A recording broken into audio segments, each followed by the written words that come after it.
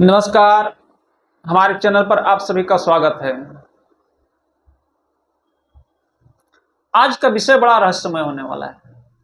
आज हम कर्म आप करते नहीं, आपसे करवाए जाते हैं, इस विषय पर चर्चा करेंगे।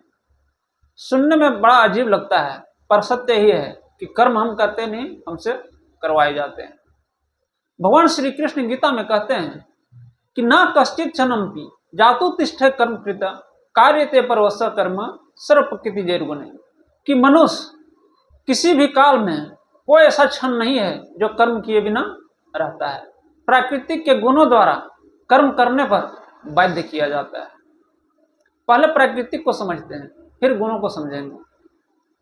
पंच तत्वों से निर्मित जितने भी स्थावर जंगम पदार्थ है, सब प्राकृतिक कहलाते हैं।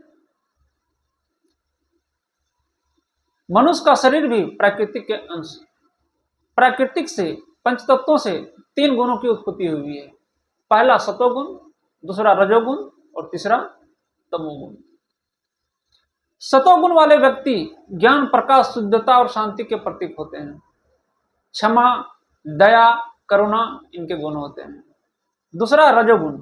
रजोगुण वाले व्यक्ति क्रियाशील, उत्साहित और महत्वाकांक्षी होते हैं। आसक्ति, बेचैनी, प्रतिस्पर्धा, अहंकार, घमंड इनके गुण होते हैं। और तीसरा है तमोगुण। तमोगुण वाले व्यक्ति अज्ञानी और आलसी होते हैं। काम, क्रोध, लोभ, मोह, अहंकार इनके गुण होते हैं। संसार में जितने भी जीव हैं, सब कोई ना कोई गुणों से बंधा हुआ है। किसी के अंदर सतोगुण की प्रधानता है, किसी के अंदर रजोगुण की प्रधानता है, तो किसी के अंदर तमोगुण की प्रधानता है।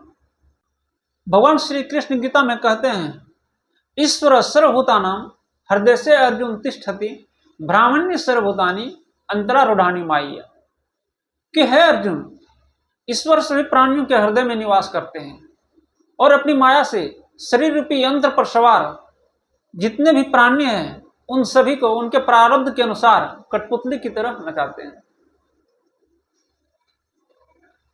कर्म सभी प्राणियों से कौन करवाता है? पहला प्रारब्ध और दूसरा प्राकृतिक के गुण। प्रारब्ध क्या है? सभी जीवों के पूर्व जन्मों में किए गए कर्मों की संचित पूंजी को प्रारब्ध या भाग्य कहते हैं। इस संसार में जो भी जीव आता है, वह अपने साथ अपना प्रारब्ध और भाग्य लेकर आता है।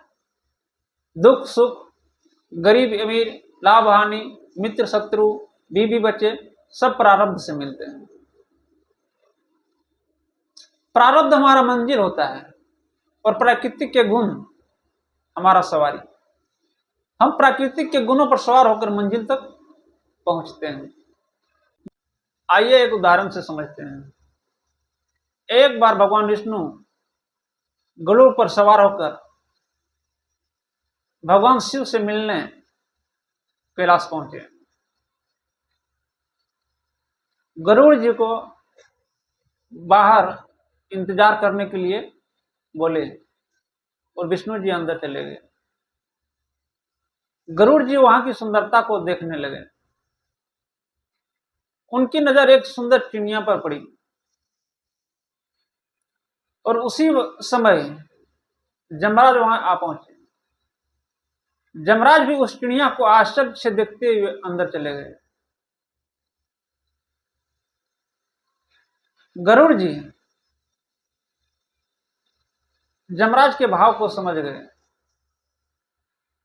और उस चिड़िया पर दया आ गई। गरुड़ जी ने उस चिड़िया को अपने पंजों में दबाकर वहां से हजारों मील दूर एक जंगल में ले जाकर छोड़ दिए और पुनः कैलाश वापस आ गए। जब जमराज बाहर निकले, तब गरुड़ जी ने पूछा कि आप उस चिड़िया को बड़े आश्चर्य से देख रहे थे, क्या बात है? तब जमराज ने बताया कि उस चिड़िया की मृत्यु यहां से हजारों मील दूर एक जंगल में अजगर के हाथों लिखा था।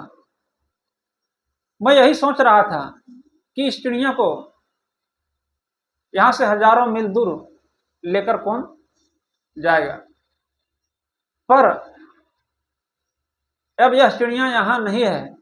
इसका मतलब है कि वह मृत्यु को प्राप्त हो चुकी है। इतना कहकर यमराज वहां से आगे बढ़ गए।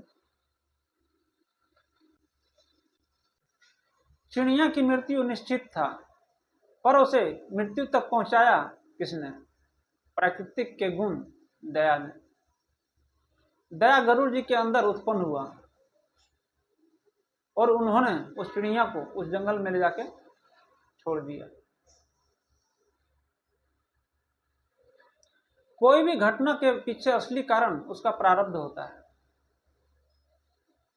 प्राकृतिक के गुण काम, क्रोध, लोभ, मोह, अहंकार, घमंड, ये सब तो सहयोगी होते हैं उसे मंजिल तक पहुंचाने में। यदि वीडियो अच्छा लगा हो तो लाइक और शेयर जरूर करें।